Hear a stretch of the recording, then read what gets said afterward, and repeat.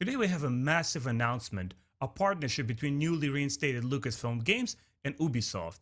But what does it mean to us Star Wars fans? Should we be excited or concerned? Stay tuned and find out next. Where should I start reading? What is canon versus legends? When does the story begin? The answers to these questions and everything Star Wars is right here on Star Wars Timeline. Welcome back, guys. Today, StarWars.com released a new interview with Lucas Games Vice President Douglas Reilley. I will drop the link with the full interview down below, but for now I just want to give you an abbreviated version of that. So I have my notes here. In a nutshell, what's happening? We've got a lot of stuff we're ready to start sharing with the fans. We've been working quietly behind the scenes for a while, waiting for this moment. This is a culmination of years of preparation. We've got a team of people who will make a lot of great games, and here's some new things you weren't expecting from us to do. That's going to continue throughout next year or so. We're going to continue to announce projects that are more representative of legacy of the old Lucasfilm games that we're now trying to live up to, Douglas Reilley says. And of course, the first big announcement. Lucasfilm Games and Ubisoft are collaborating on a new story-driven open-world Star Wars game.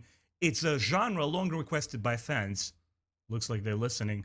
And will come to life via Massive Entertainment, which, of course, you guys may know them for the Tom Clancy games, The Division, Division Part 2. Also, Douglas Reilley says, "We know that fans of the Star Wars value the feeling of immersion, of being transported into Star Wars galaxy and moving through richly detailed environments. It's fun to imagine what the team at Massive can do with Star Wars by bringing their innovative spirit and their commitment to quality." Okay. Now, the second part of that interview is the EA partnership still remains. They're reiterating that their years with EA have been wonderful, and here's what he had to say. Continuing their relationship that resulted in the reinvigorated Battlefront series, the critically acclaimed Star Wars Jedi Fallen Order, and multiplayer hit Star Wars Squadrons, Electronic Arts will play a big role in the future of Star Wars gaming. We're really proud of the games we have created with EA, Reilley says. We will continue working with them, and our relationship has been never stronger. While we may not have a lot of details to share at the moment, we've got a number of projects underway with the talented teams at EA.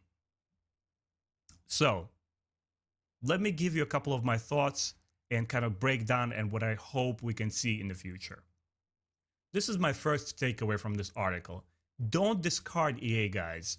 I know there's a lot of videos making rounds right now on the YouTube saying how Lucasfilm is canceling EA and, you know, they've been disappointing fans. And of course, we all know about the debacle with the Battlefront 2 microtransactions and how they were trying to sway people with the first Battlefront game without any story mode or campaign, telling them, well, you know, single-player games are not in demand anymore. We're only going to concentrate on multiplayer. But don't forget that EA still owns BioWare. And while BioWare is still going through its own kind of problems, they're still responsible for Knights of the Old Republic Part 1 and Part 2. And it's still the guys behind hugely successful The Old Republic, which has been around since 2011 and still going strong.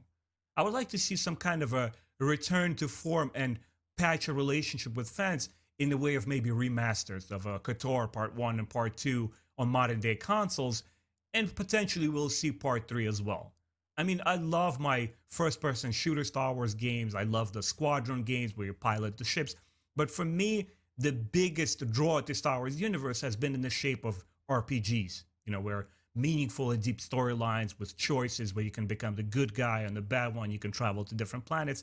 And so far, only the Old Republic titles have been able to provide that kind of entertainment for me.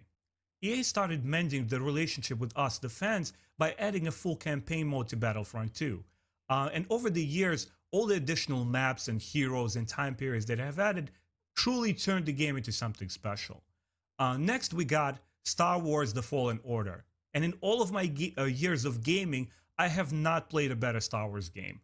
It had an amazing story, great actors. It truly made you feel like a Jedi, and and the lightsaber didn't feel like a glow stick, but a really dangerous weapon. And a combat that was both rewarding and challenging at the same time. Next, I wanted to talk about the Squadrons, which kind of reiterated that the EA wants to make foray into more niche Star Wars games. I mean, before Lucasfilm Games had a whole repertoire of games. We had RTS games, we had first-person shooter games, we had flight simulators, and EA is telling us like, hey, we've been listening. And I hope this trend continues with EA titles and other partners that Lucasfilm Games will have. I hope they employ not only the huge AAA studios, but also indie developers. Imagine like a pixelated 2D Star Wars platforming game like we had a Super Nintendo, or Star Wars Jedi Knight series, which we have seen ports from older gaming systems and PC ported over to modern consoles. I have the Jedi Knight Pack 1 and 2 on a Switch system. They're wonderful. And what if we get to see part 3 of that? The Star Wars RTS games, Empire at War and Galactic Battlegrounds. There's tons of RTS and strategy RPG fans out there. I want to see something in that genre as well.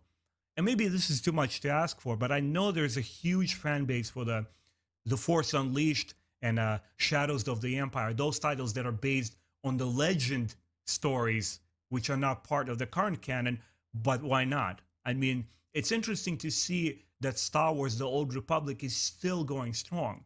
At first, it felt like the Disney didn't know which way they want to go with it, but the fan base is so strong and supportive of that time period. Why not make a game in that genre? And like I said earlier, introduce new generation of fans to Star Wars Knights of the Old Republic Part 1 and 2 with full HD remasters on the current gen consoles, and then continue that trend and release Part 3. Can you imagine Knights of the Old Republic Part 3 with modern technology, with seamless loading times, huge new environments, and you get to build your own custom character who's not necessarily a Jedi.